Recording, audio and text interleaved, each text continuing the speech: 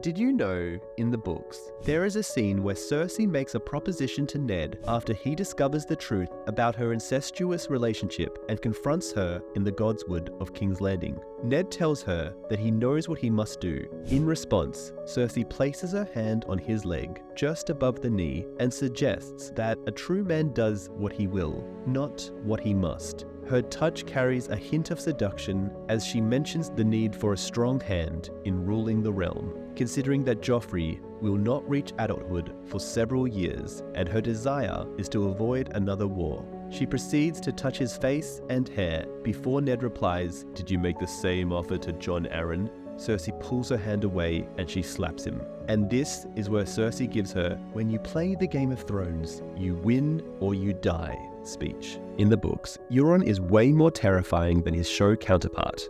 So, seeing Cersei get into bed with a man who worships Lovecraft and horror might either terrify her or corrupt her, which could see her become more like him. This would be a petrifying marriage of evil. But maybe after Tommen dying and losing King's Landing to Aegon, Cersei will have no choice but to combine the two strongest forces in the West. Because even though Cersei says she doesn't want to marry again, Jaime has completely abandoned her, Kevan Lannister is dead, Cersei doesn't trust the Tyrells and wants to betray them, leaving Euron as the only force she can still ally with. However, Euron will probably sacrifice her to the drowned god without a second thought, even if she is pregnant with his child, since he only wants to wed Daenerys, and Cersei might just be a means to get Lannister gold and ships. In Cersei's prophecy given to her by Maggie the Frog, it is foretold that the Valonqar will wrap his hands around her throat and choke the life from her.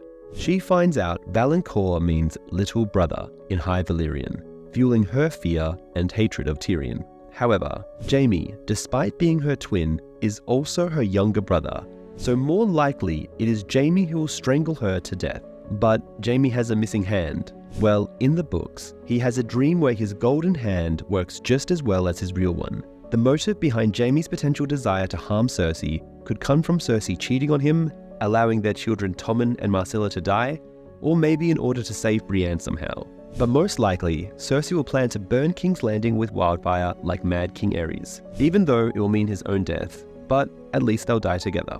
In the books, Cersei was so messed up in making sure she didn't get pregnant with King Robert's children that the TV show, thankfully, didn't make Cersei this crazy.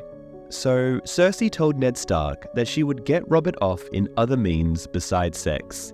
However, in A Feast for Crows, we learn in her POV chapter that she relished in killing his unborn babies. 10,000 of your children perished in my palm, your grace, she thought. Whilst you snored, I would lick your sons off my face and fingers, one by one, all those pale, sticky princes. You claimed your rights, my lord, but in the darkness I would eat your heirs. Yikes. And one time she did get pregnant with Robert's child, and so she had Jaime help her get some moon tea, to avoid giving him a black-haired Baratheon heir that could threaten the claim of her and Jaime's children. In the books, Cersei was able to defeat Ned Stark because Sansa came running to her with her father's plan. But how did this play out in the book? Well, when Tyrion becomes Hand of the King and arrives at his first meeting of the Small Council, we learn how. After dismissing everyone, Tyrion inquires on what happened and Cersei tells him. Eddard Stark was plotting with Renly and he'd written to Lord Stannis, offering him the throne. We might have lost all. Even so, it was a close thing. If Sansa hadn't come to me and told me her father's plan, Tyrion was surprised. Truly, his own daughter. Sansa had always seemed such a sweet child, tender and courteous. The girl was wet with love. She would have done anything for Joffrey, until he cut off her father's head and called it mercy. That put an end to that in the books. Cersei probably would have started a relationship with Joffrey if given the chance, since it would have allowed her to wield more power than ever before and curtail anyone else from influencing him, for example, Margaery. Now, show Cersei never would have, but book Cersei is power-hungry and clearly relishes in her incestuous relationship with Jaime. So Joffrey would be no different in her eyes. In the books, Cersei describes her son as strong and handsome. Joffrey would have seen through Margaery's seamless smile and let her know her place, but Tommen was more gullible. She knew Joff was too strong for her. And later, Tommen did as he was bid. His meekness troubled her. A king had to be strong. Joffrey would have argued he was never easy to cow. If Cersei had been able to corrupt Joffrey even more, then he really would have been as bad as Nero or Caligula. In the books, when Tyrion finds out about Lancel and Cersei, he tells his cousin, "One last thing. With King Robert dead, it would be most embarrassing should his grieving widow suddenly grow great with child." "My lord, the Queen has commanded me not to..." His ears had turned Lannister crimson. "I spill my seed on her belly, my lord." "A lovely belly, I have no doubt. Moisten it as often as you wish. But see that your dew falls nowhere else. I want no more nephews. Is that clear?" Sir Lancel made a stiff bow and took his leave. Tyrion allowed himself a moment to feel sorry for the boy. Another fool. And a weakling as well. But he does not deserve what Cersei and I are doing to him. Just a reminder that Lancel is still underage in this scene, and if Lancel were an underage girl instead of a boy, this would read as way more disgusting. In the books, when Cersei reunites with Lancel after Tywin's death, she thinks about her sexual encounters with him, and this is what she thinks about. Lancel lingered, the very picture of a man with one foot in the grave. Unlike in their show, where he was super buff, Cersei forced herself to smile. "Lancel, I am happy to see you looking so much stronger, but I would have thought you on your way to Darry by now, to take up your lordship." Her father had made Lancel a lord after the Battle of the Blackwater. "Not as yet, there are outlaws in my castle." Her cousin's voice was as wispy as the mustache on his upper lip. Though his hair had gone white, his mustache fuzz remained a sandy color. Cersei had often gazed up at it while the boy was inside her, pumping dutifully away. "It looks like a smudge of dirt on his lip." She used to threaten to scrub it off with a little spit. In the books, Cersei was right to not trust the Tyrells since they were scheming from the very beginning of the story to place Margaery as queen over Cersei by having King Robert put her aside. Then, in A Clash of Kings, they married Renly to make him king over Joffrey, and then in A Storm of Swords, they plotted to marry Sansa to Willis and steal Winterfell right from under House Lannister noses. Cersei thinks to herself after Tywin's death, "The more we give these Tyrells, the more they demand of us." And even Kevan Lannister agrees with her when he is regent and thinks of Mace Tyrell, "The more I give him, the more he wants." Kevan Lannister was beginning to understand why Cersei had grown so resentful of the Tyrells. However, what Cersei fails to recognize that Kevan does is that House Lannister can't hope to rule without House Tyrell's help. And so long as power emanates through Cersei's line of children, this ties the Tyrells to them. In the books, this is what Maggie the Frog told Cersei. "When will I wed the prince?" she asked. "Never. You will wed the king." Beneath her golden curls, the girl's face wrinkled up in puzzlement. For years after, she took those words to mean that she would not marry Rhaegar until after his father Aerys had died. "I will be queen though?" asked the younger her. "Aye." Malice gleamed in Maggie's yellow eyes.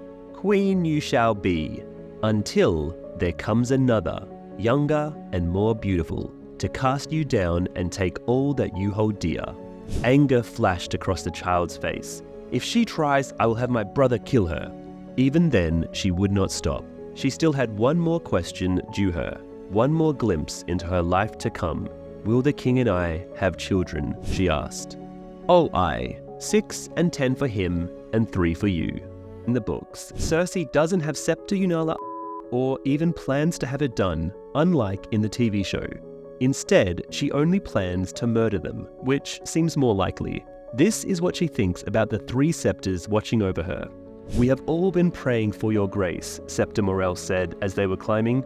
"Yes," Septa Scalera echoed, "and you must feel so much lighter now, clean and innocent as a maid, on the morning of her wedding." "I Jaime on the morning of my wedding," the Queen recalled. "I do," she said. "I feel reborn, and now at last I can begin to heal." She imagined how sweet it would be to slam an elbow into Septa Scarella's face and send her careening down the spiral steps. If the gods were good, the wrinkled old might crash into Septa Unella and take her down with her. "It is good to see you smiling again," Scarella said. In the books, Cersei slept with one of her king's guard in return for him accusing Margaery of adultery. He tells her, "The thing is, the best lies have some truth in them, to give him flavor, as it were. And you want me to go tell how I Dr. Queen. She almost slapped his face. Almost. But she had gone too far, and too much was at stake. All I do for Tommen. She turned her head and caught Sir Osney's hand with her own, kissing his fingers. Cersei wrapped her arms around his neck. I would not want it said I made a liar of you, she whispered in a husky voice. Give me an hour and meet me in my bedchamber. We waited long enough. He thrust his fingers inside the bodice of her gown and yanked. The silk parted with a ripping sound so loud that Cersei was afraid that half of the Red Keep must have heard it. Take off the rest before I tear that too. In the show, Lena Headey used a body double for her walk of shame in the final episode of Season 5. Actress Rebecca Van Cleve performed the infamous walk of shame nude for 3 days, said, "It was one of the scariest, most wonderful, most gratifying experiences I could have imagined. I never in a million years would have thought I would be in Durbanik, surrounded by hundreds of extras and crew members throwing food at me, but it was amazing." There had been over 1,000 actresses who had applied for the role of Headey's double for the season's climactic episode. Lena Headey says she chose not to be nude for the 6-minute climax sequence for several reasons. Among them was that she was pregnant and felt that this fact would distract her from being able to deliver the powerful performance that the scene required. Lena Headey would walk Van Cleve through each shot, giving step-by-step insight into Cersei's mindset. In the books, Cersei asked Taena Merryweather, a beautiful lady in waiting to her. Cersei cupped the other woman's breast, softly at first. When she glanced up, Tanya's eyes were open. "Does that feel good?" she asked. "Yes," said Lady Merryweather. "And this?" Cersei pinched the nipple now, pulling on it hard, twisting it beneath her fingers. The Myrish woman gave a gasp of pain. "You're hurting me." She twisted Tanya's other nipple too, pulling until the other woman gasped. "I am the queen. I mean to claim my rights. Do what you will." Tanya's hair was as black as Robert's. "Please," the Myrish woman said. "Go on, my queen. Do as you will with me. I'm yours." However, after Cersei is done, she says, "Leave me." Cersei rolled away and pulled up the bedclothes to cover herself, shivering. It would be morning soon, and all of this would be forgotten. It had never happened, which is Cersei pretending she didn't force herself on this other woman. In the books, Cersei comments, "When we were little, Jaime and I were so much alike that even our Lord Father could not tell us apart. Sometimes we would dress in each other's clothes and spend a whole day as each other. Yet, when Jaime was given his first sword, there was none for me. What do I get?" I remember asking. We were so much alike. I could never understand why they treated us so differently, and startled by how much differently men treated her when they thought that she was Jaime. Even Lord Tywin himself. Jaime learned to fight with sword and lance and mace, while I was taught to smile and sing and please. He was heir to Castle Rock, while I was to be sold to some stranger like a horse, to be ridden whenever my new owner liked, beaten whenever he liked, and cast aside in time for a younger filly. Jaime's lot was to be glory and power, while mine was birth and moonblood. Cersei's not wrong here. In George R.R. Martin's 1994 version of A Game of Thrones, Cersei did poison Jon Arryn, like Ned suspected her of doing, and probably used Sir Hugh to poison the Old Hand of the King, and then had the Mountain kill Sir Hugh on purpose, like Ned thought. The proof of this comes from Cersei and Jaime's talk that Bran overhears, where Cersei says, "Whatever the Arryn woman suspects, she has no proof, or does she?" Which suggests that Cersei has committed a crime, and there might be proof that Lysa could use to implicate her. And then Cersei says, regarding Lysa protecting her children, "Do you think she will do any less for hers than I did for mine?" Which sounds a lot like Cersei killed Jon Arryn to protect her children with Jaime, whereas in the original 1996 series, Cersei didn't kill Jon Arryn, and instead it was Lysa, acting on the instructions of Littlefinger. Maybe George realized that having Cersei be the culprit was a bit too obvious. In the books, Tywin tells Tyrion that Mace Tyrell has refused to marry Cersei to his heir, Willis. Tyrion replies, "Refused? Our sweet Cersei?" That put Tyrion in a much better mood. "When I first broached the match to him, Lord Tyrell seemed well enough disposed," his father said. A day later, all was changed. The old woman's work. She hectors her son unmercifully. Varys claims she told him that your sister was too old and too used for this precious one-legged grandson of hers. Cersei must have loved that, he laughed. Lord Tywin gave him a chilly look. She does not know, nor will she. It is better for all of us if the offer was never made. See that you remember that, Tyrion. The offer was never made. What offer? Tyrion rather suspected that Lord Tyrell might come to regret this rebuff. Your sister will be wed. The question is, to whom? I have several thoughts. Before he could get to them, they are interrupted by Grand Maester Pycelle. In the books, this is what was going through Cersei's head during her walk of shame. Lord Tywin's blood was in her. I am a lioness. I will not cringe for them. The Queen shrugged off her robe in one smooth, unhurried motion, as if she were back in her own chambers disrobing for her bath.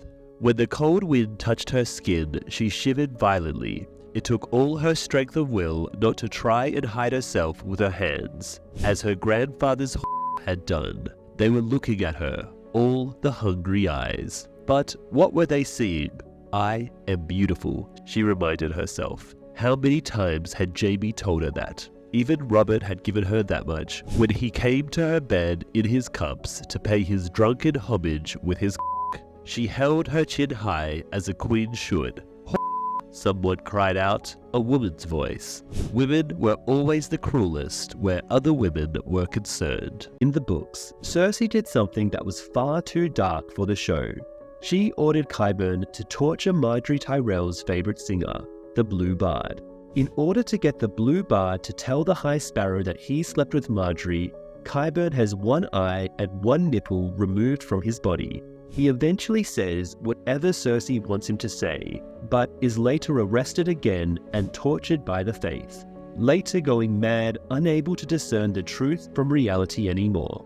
Cersei blowing up the Sept ruined Game of Thrones Season 7 and 8. Here's why. Even though the music, cinematography, and acting was incredibly well executed, the plot never recovered after this moment because, essentially, Cersei destroyed House Lannister's strongest ally, meaning that when Daenerys invaded Westeros, she was too overpowered. She had her Dothraki, Unsullied, and even Yara's Ironborn, plus so many potential allies in Westeros. Whereas Cersei had just House Lannister, that's it. Meaning the plot had to contort for Daenerys to spend all of Season 7 losing when she should have just walked into King's Landing and taken the Iron Throne. Now, if Cersei hadn't killed the Tyrells, but still had them, then Daenerys would have been too afraid to make a landing, since a combined Lannister and Tyrell army would be large enough to repel her, creating an interesting chessboard for Season 7. But as it stands, Season 7 is just nonsense. In the books, is Cersei Lannister a massive hypocrite? She hates Robert for being drunk and adulterous, but is constantly drunk and adulterous herself. Not to mention, she even slept with Jaime before her bedding with Robert. She also threatens to kill Robert's bastards, like Maya Stone, if he brings them to the Red Keep, while raising her own bastards in the Red Keep. Finally, she complains about Tywin marrying her off without consent, then takes part in the same when forcing Sansa to marry Tyrion. In the books, Tywin discusses who would be the best match for Cersei. Balon Greyjoy's wife is elderly and failing, but a match would commit us to an alliance with the Iron Islands. No, Cersei said from between white lips. Tyrion could not quite suppress the grin that came to his lips at the thought of packing his sister off to Pike. Just when I was about to give up praying, some sweet god gives me this. Lord Tywin went on. Oberyn Martell might suit, but the Tyrells would take that very ill. I have also considered the Redwyne twins, Theon Greyjoy, Quentyn Martell, and a number of others. But our alliance with Highgarden was the sword that broke Stannis. Sir Loras has taken the white, and Sir Garland is wed. But there remains the eldest son, the boy they schemed to wed to Sansa Stark. Willis Tyrell. Tyrion was taking a wicked pleasure in Cersei's helpless fury. That would be the cripple, he said. In the books, Cersei didn't know how to respond to the marriage suggestions that Tywin told her about. Willis is heir to Highgarden, and by all reports, a mild and courtly young man fond of reading books and looking at the stars. He has a passion for breeding animals as well, and owns the finest hounds, hawks, and horses in the Seven Kingdoms. Tyrion pitied poor Willis Tyrell, and did not know whether he wanted to laugh at his sister or weep for her. The Tyrell heir would be my choice, Lord Tywin concluded. But if you would prefer another, I will hear your reasons. That is so very kind of you, father, Cersei said with icy courtesy. It is such a difficult choice you give me. Who would I sooner take to bed, the old squid or the crippled dog boy? I shall need a few days to consider. Do I have your leave to go? Go, their father said. We shall talk again after you have composed yourself. In the books, Jaime and Cersei have always been together, even when children. Jaime could never bear to be long apart from his twin. Even as children, they would creep into each other's beds and sleep with their arms entwined. Even in the womb, long before his sister's flowering or the advent of his own manhood, they had seen mares and stallions in the fields and dogs and bitches in the kennels, and played at doing the same. Once their mother's maid had caught them at it. He did not recall what they had been doing, but whatever it was had horrified Lady Joanna. She'd sent the maid away, moved Jaime's bedchamber to the other side of Castle Rock, set a guard outside Cersei's, and told them they must never do that again, or she would have no choice but to tell their Lord Father. They need not have feared though. It was not long after that she died birthing Tyrion. In the books, Jaime wants to marry Cersei even if Joffrey loses his claim. Perhaps Stannis Baratheon and the Starks had done them a kindness. They had spread their tale of incest all over the Seven Kingdoms, so there was nothing left to hide. Why shouldn't I marry Cersei openly and share her bed every night? The dragons always married their sisters. Septons, lords, and small folk had turned a blind eye to the Targaryens for hundreds of years. Let them do the same for House Lannister. It would play havoc with Joffrey's claim to the crown, to be sure. But in the end, it had been swords that had won the Iron Throne for Robert, and swords could keep Joffrey there as well, regardless of whose seed he was. We could marry him to Myrcella once we'd sent Sansa Stark back to her mother. That would show the realm that the Lannisters are above their laws, like gods and Targaryens. At the end of Season 5, Lena Headey portrayed a humiliated Cersei Lannister forced to walk naked through King's Landing in a brutal public shaming. Though the scene was powerful, Headey used a body double for the nudity. She later explained that the decision was personal, rooted in the emotional demands of the scene, her role as a mother, and her need to stay connected to the character's mindset. Some criticized her for not appearing nude, but Headey emphasized that she was present throughout filming and gave the performance her full emotional commitment. Even in the midst of plotting Cersei's next marriage, Tywin Lannister was interrupted by urgent news from the Wall. Tywin had just declared, "Your sister will be wed. The question is, to whom?" I have several thoughts, when a knock came at the door. A guardsman announced Grand Maester Pycelle, who shuffled in on a cane. The once magnificent beard that Tyrion had shaved off was growing back in ragged tufts, exposing unslightly pink wattles beneath his neck. Pycelle bowed. "My lord, hand. There has been another bird from Castle Black. Perhaps we could consult privily." Tywin dismissed the notion. "There's no need for that. Tyrion may stay." Tyrion couldn't resist mocking the formality in his head. "Ooh, may I?" He rubbed his nose and waited, eager to hear what trouble from the north might concern the Lannisters now. Lena Headey swapped Cersei's crown for political scandal and outer space. After Game of Thrones, she co-starred in HBO's 2023 drama White House Plumbers, playing Dorothy Hunt opposite Woody Harrelson and Justin Theroux in a sharp retelling of the Watergate affair. From there, Headey jumped into sci-fi with Beacon 23, starring as Aster, a woman stranded in a remote space lighthouse. The suspenseful series ran for 2 seasons through 2024 before its surprise cancellation by MGM+. But Headey didn't slow down. She's now filming the action thriller Normal with Bob Odenkirk, directed by Ben Wheatley. In it, she plays a sardonic small-town bartender opposite Odenkirk's unlikely sheriff, promising a tense and darkly humorous showdown. At 51, Headey also stepped into producing and directing, proving her post-Thrones career is as unpredictable as her iconic Cersei. What do you think for the TV series Cersei Lannister vs. the Night King? Who was the better villain? One played the long game with politics, manipulation, and ruthless ambition. The other brought an unstoppable undead army and a winter that could have frozen the world. Cersei ruled King's Landing through fear, wildfire, and carefully placed betrayals. She didn't just fight her enemies, she destroyed them completely, even if it meant burning half the city. The Night King didn't need words or alliances. He was pure, inevitable death, raising fallen soldiers with a wave of his hand and marching south to wipe out every living thing. So, who truly left the bigger mark on Westeros?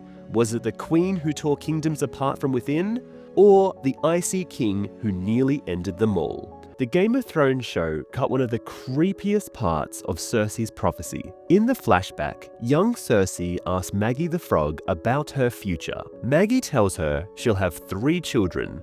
Gold shall be their crowns, and gold their shrouds. It's chilling, sure, but the books go way further.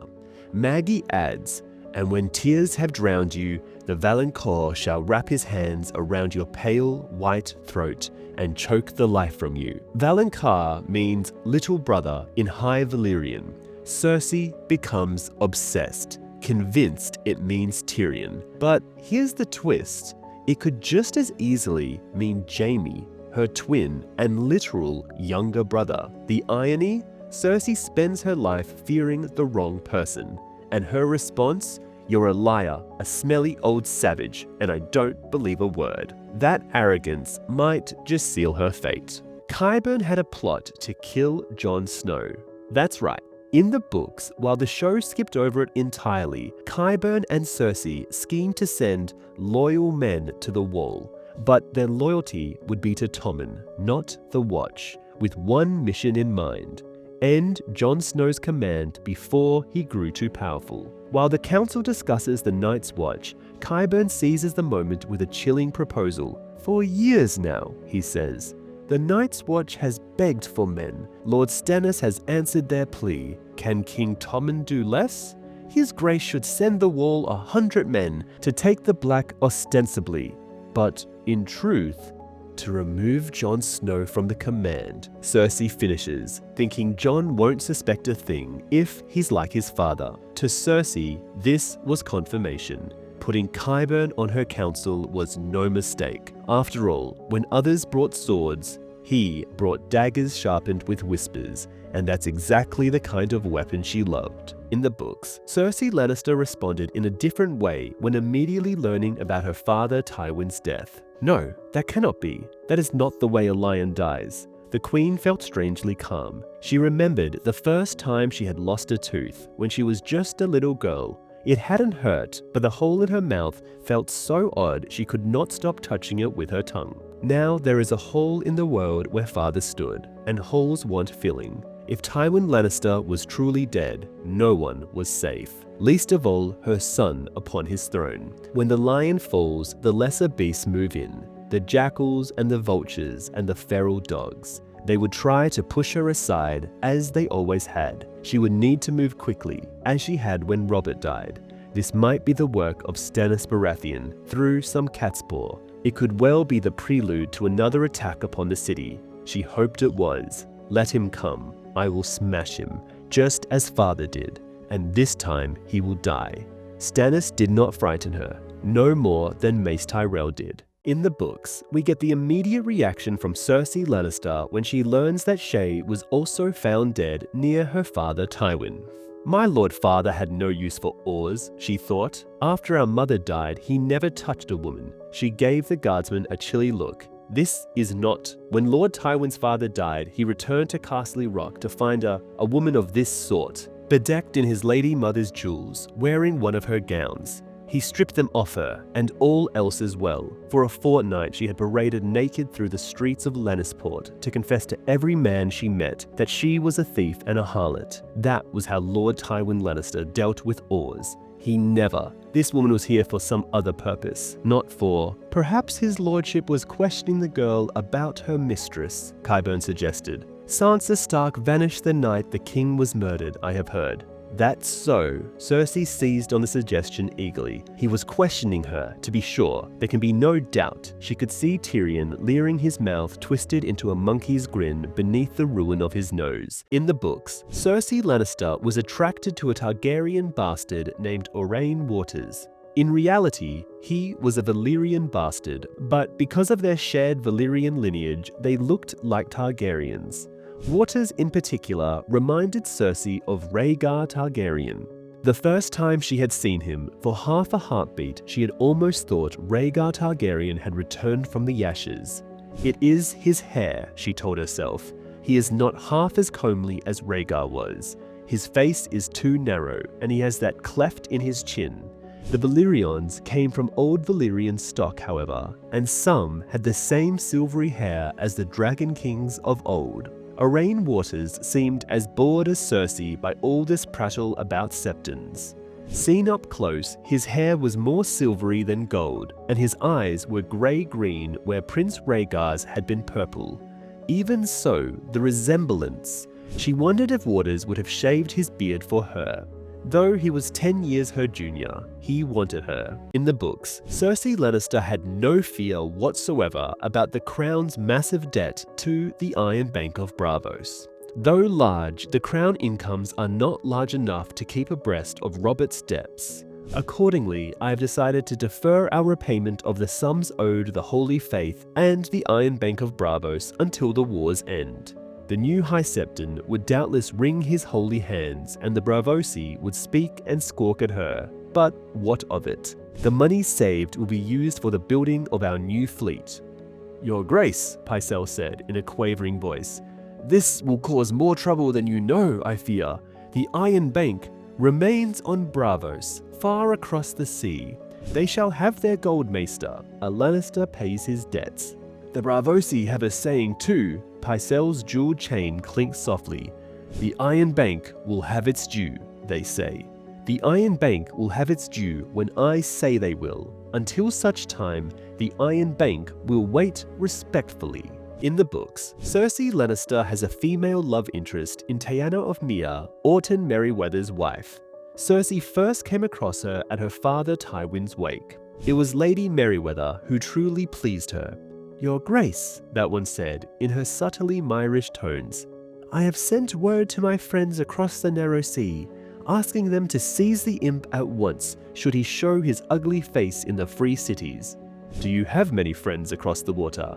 "In Mere, many. In Lys as well, and Tyrosh. Men of power." Cersei could well believe it.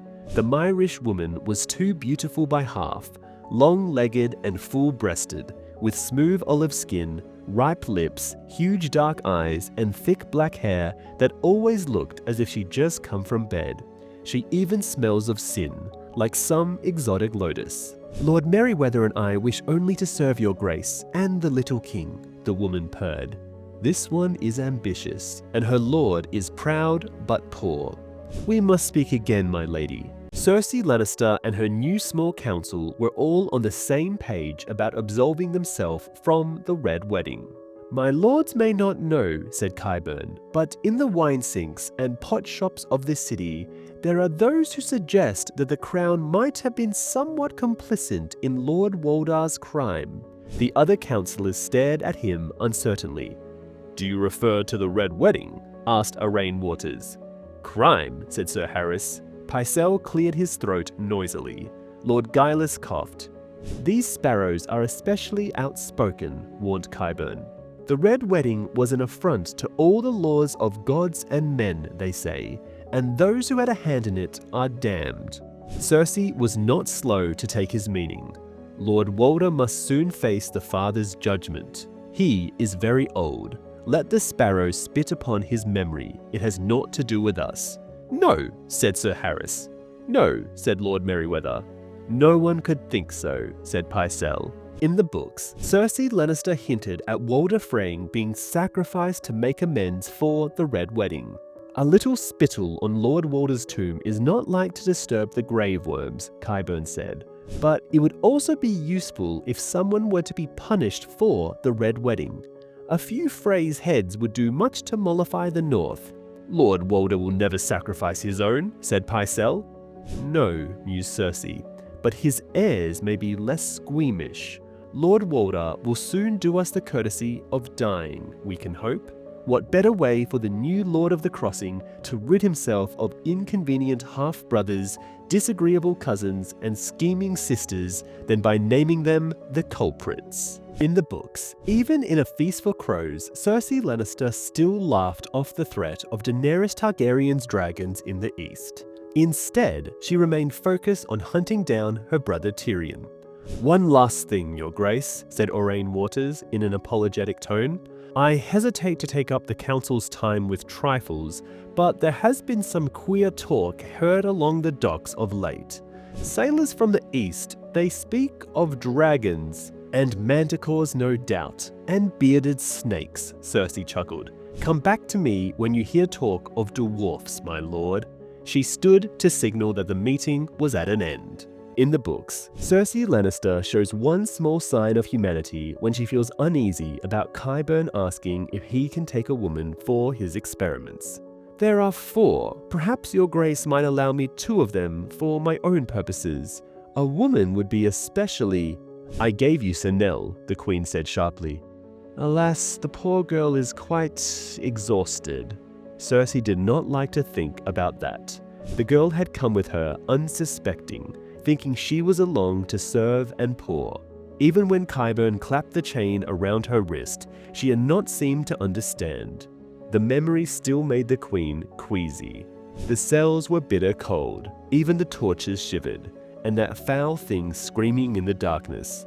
Yes, you may take a woman, 2, if it please you. In the books, Cersei Lannister comes to realize that despite having dreams of ruling King's Landing along with Jaime, she now resents him and wants him far away. She was tired of Jaime balking her. No one ever balked her Lord Father. When Tywin Lannister spoke, men obeyed. When Cersei spoke, they felt free to counsel her, to contradict her, even refuse her. It is all because I am a woman, because I cannot fight them with a sword.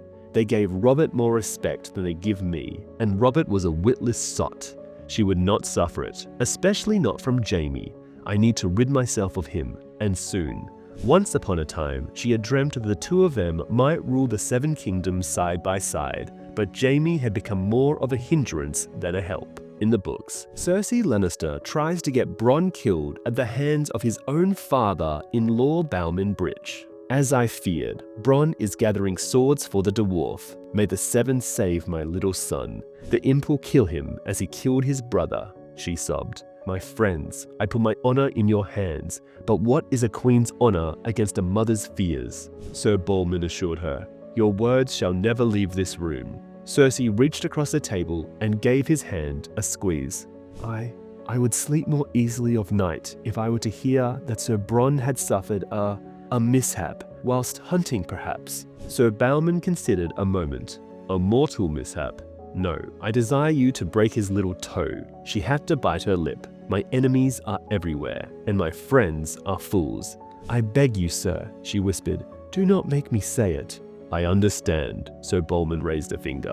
In the books, we get a funny detail from Cersei Lannister on how the realm remembers every High Septon. Orton told me that the High Septon has no name, Lady Tanya said. Can that be true? In Mia, we all have names. Oh, he had a name once. They all do. The Queen waved a hand dismissively. Even Septons born of noble blood go only by their given name once they have taken their vows. When one of them is elevated to High Septon, he puts aside that name as well. The faith will tell you he no longer has any need of a man's name, for he has become the avatar of the gods. How do you distinguish one High Septon from another? With difficulty, one has to say, the fat one, or the one before the fat one, or the one who died in his sleep.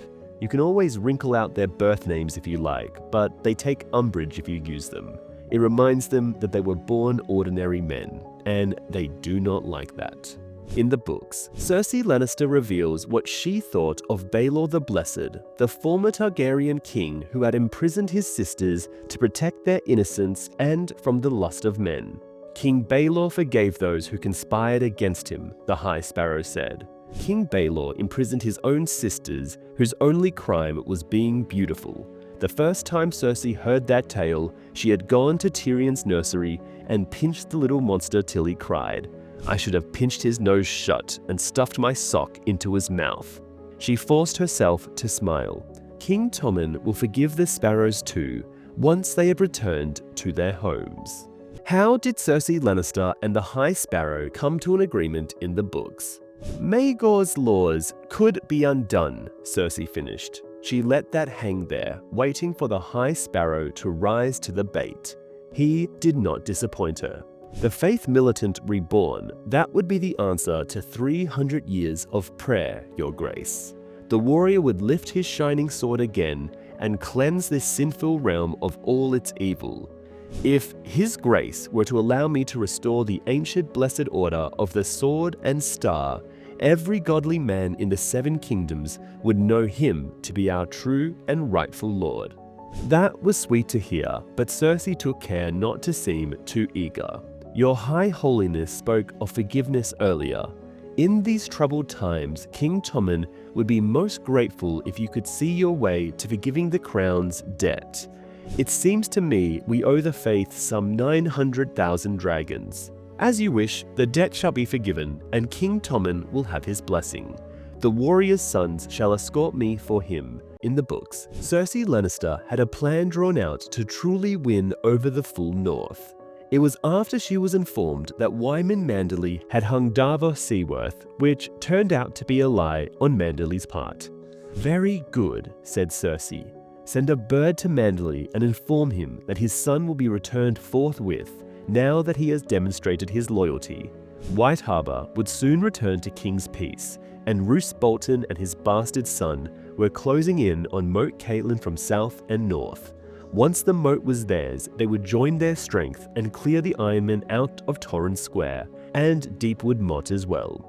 That should win them the allegiance of Ned Stark's remaining bannermen when the time came to march against Lord Stannis. In the books, after her walk of shame, Cersei was a different person compared to her show counterpart. Sir Kevin could not remember ever seeing his niece so quiet, so subdued, so demure. All for the good, he supposed. But it made him sad as well. Her fire is quenched, she who used to burn so bright. You have not asked about your brother, he said, as they were waiting for the cream cakes. Cersei lifted her chin, her green eyes shining in the candlelight. Jaime, have you had word? None, Cersei. You may need to prepare yourself for, if he were dead, I would know it. We came into this world together, uncle. He would not go without me. She took a drink of wine. Tyrion can leave whenever he wishes. You have had no word of him either, I suppose. No one has tried to sell us a dwarf's head of late, no. How did Cersei Lannister react to coming to an agreement with the High Sparrow in the books by allowing the Faith Militant to return, getting King Tommen's blessing, and reducing the crown's debt?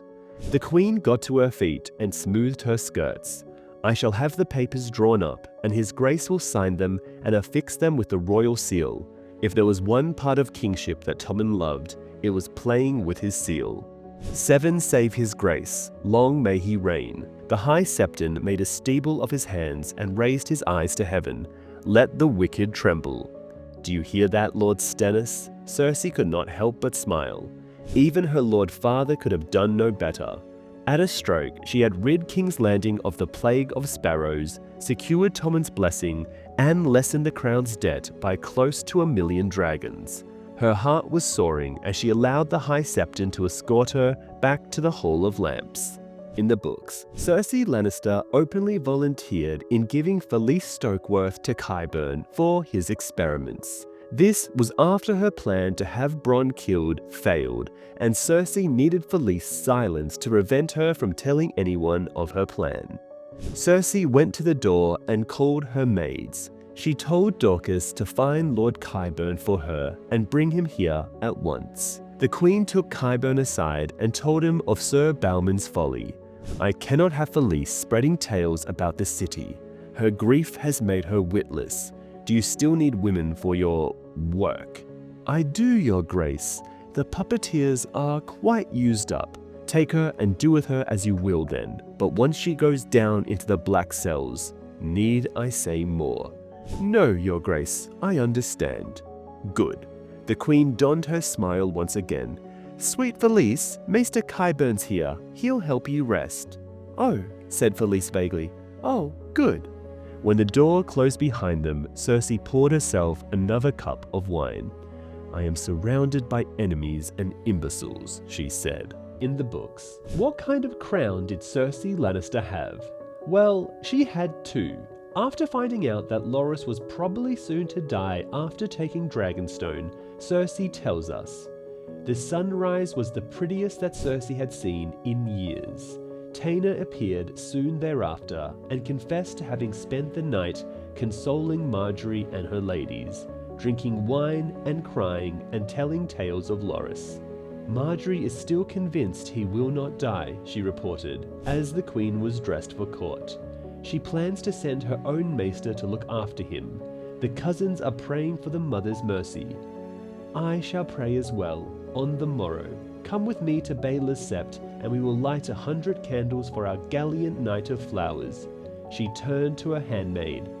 Dorcas, bring my crown, the new one, if you please. It was lighter than the old, pale spun gold, set with emeralds that sparkled when she turned her head. Cersei Lannister wanted to be a ruler in her own right. After her eldest son, King Joffrey Baratheon, dies, the Queen wishes she could be the true leader of the Seven Kingdoms, and not merely a substitute queen.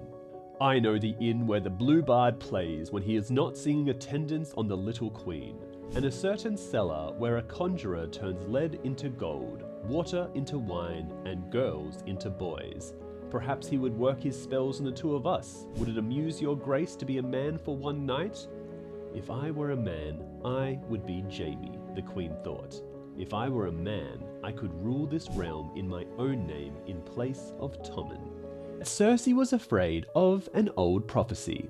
Do you still grieve for this friend of your childhood? Qyburn asked. Is that what troubles you, your grace? Melara? No, I can hardly recall what she looked like. It is just, the Magi knew how many children I would have, and she knew of Robert's bastards. Years before he sired even the first of them, she knew. She promised me I should be queen, but said another queen would come. Younger and more beautiful, she said. Another queen who would take from me all I loved. And you wish to forestall this prophecy? More than anything, she thought. Can it be forestalled? Oh yes, never doubt that. Cersei slept with a Kingsguard knight, and in return, he would confess to the High Sparrow that he slept with Margaery. No, Osney touched her golden hair. The thing is, the best lives have some truth in them, to give them flavor, as it were. And you want me to go tell how I a queen. She almost slapped his face.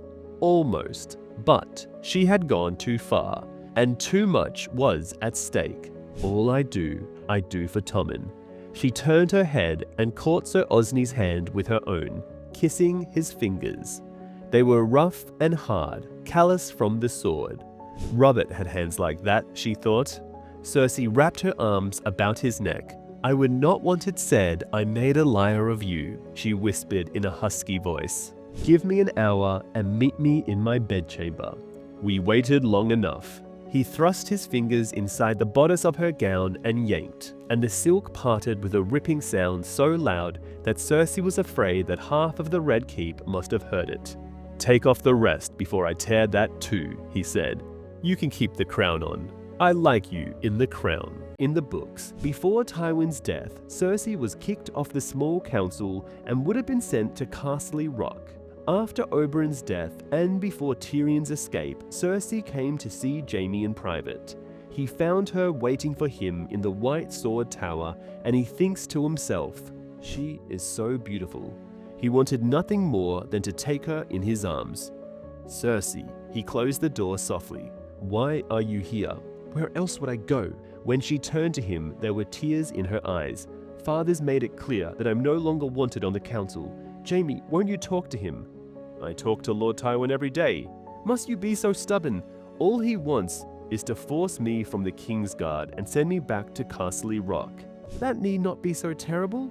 He's sending me back to Castle Rock as well. He wants me far away, so I'll have a free hand with Tommen. Tommen is my son, not his. Tommen is the king. He is a boy, a frightened little boy who saw his brother murdered at his own wedding, and now they are telling him that he must marry. The girl is twice his age and twice a widow. He eased himself into a chair. The Tyrells are interesting. I see no harm in it. Tommen's been lonely since Marcilla went to Dorne. He likes having Marjorie and her ladies about. Let them wed. He is your son. He is my seed. He's never called me father, no more than Joffrey ever did. You warned me 1,000 times never to show any undue interest in them, to keep them safe, you as well. How would it have looked if my brother had played the father to the king's children? Even Robert might have grown suspicious. Well, he's beyond suspicion now. Robert's death still left a bitter taste in Jaime's mouth. It should have been me who killed him, not Cersei. I only wished he died at my hands, when I still had 2 of them. If I'd let kingslaying become a habit, as he liked to say, I could have taken you as my wife for all the world to see. In the books, Cersei tried to sleep with Jaime in White Sword Tower. She pushed up his tunic and began to fumble with the laces of his breeches. Jaime felt himself responding. No, he said, not here. They had never done it in White Sword Tower, much less in the Lord Commander's chambers. Cersei, this is not the place. You took me in the sept. This is no different. She drew out his and bent her head over it. Jaime pushed her away with the stump of his right hand. No, not here, I said. He forced himself to stand. For an instant, he could see confusion in her bright green eyes, and fear as well. Then rage replaced it. Cersei gathered herself together, got to her feet, straightened her skirts. Was it your hand they hacked off in Harrenhal, or your manhood? As she shook her head, her hair tumbled around her bare white shoulders. I was a fool to come. You lacked the courage to avenge Joffrey. Why would I think you'd protect Tommen? Tell me, if the imp had killed all 3 of your children, would that have made you wroth? Tyrion is not going to harm Tommen or Marcella. I am still not certain he killed Joffrey. Her mouth twisted in anger. How can you say that? After all his threats? Threats mean nothing. He swears he did not do it. Oh, he swears, is that it? And dwarfs don't lie, is that what you think? Not to me, no more than you would. You great golden fool, he's lied to you 1,000 times, and so have I. She bound up her hair again. Think what you will, the little monster is in a black cell, and soon Sir Ilyn will have his head off. Perhaps you'd like it for a keepsake. She glanced at the pillow. He can watch over you as you sleep alone in that cold white bed until his eyes rot out. You had best go, Cersei. You're making me angry. Oh, an angry cripple. How terrifying. She laughed. A pity Lord Tywin Lannister never had a son. I could have been the heir he wanted, but I lacked the And speaking of such, best tuck yours away, brother. It looks rather sad and small, hanging from your breeches like that. When she was gone, Jaime took her advice, fumbling one-handed at his laces. I've lost a hand, a father, a son, a sister, and a lover. And soon enough, I will lose a brother. And yet, they keep telling me House Lannister won this war. In the books, Jaime tells Ilyn Payne that Cersei would be perfect if he could just her tongue. I should have the tongues removed from all my friends, said Jaime as he filled their cups. And from my kin as well. A silent Cersei would be sweet, though I'd miss her tongue when we kissed. He drank. The wine was a deep red, sweet and heavy.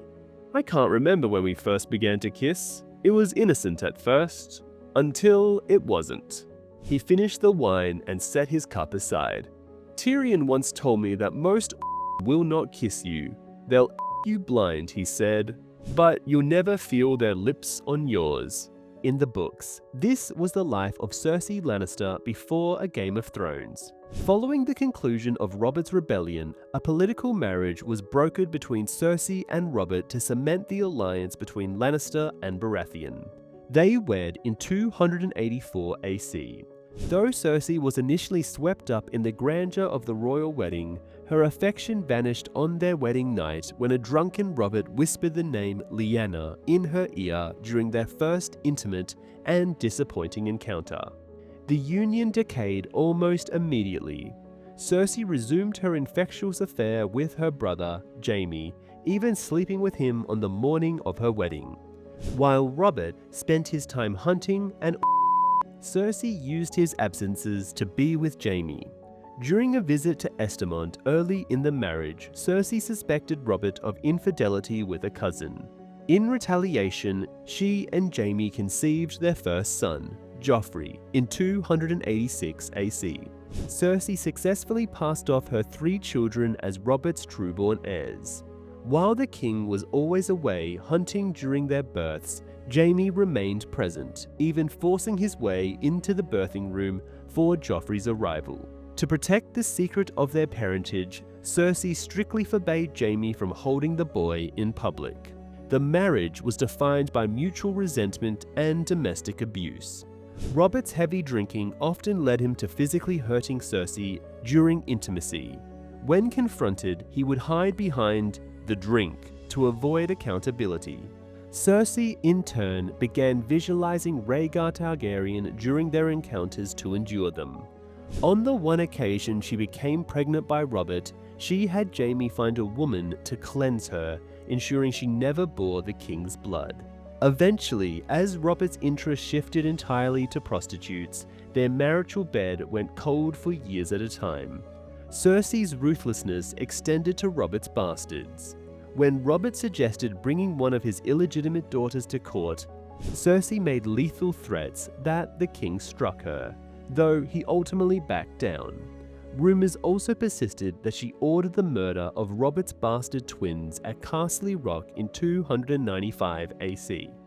Eventually, Stannis Baratheon noticed that the royal children lacked the Baratheon look and teamed up with the Hand to investigate. Anyway, subscribe for more.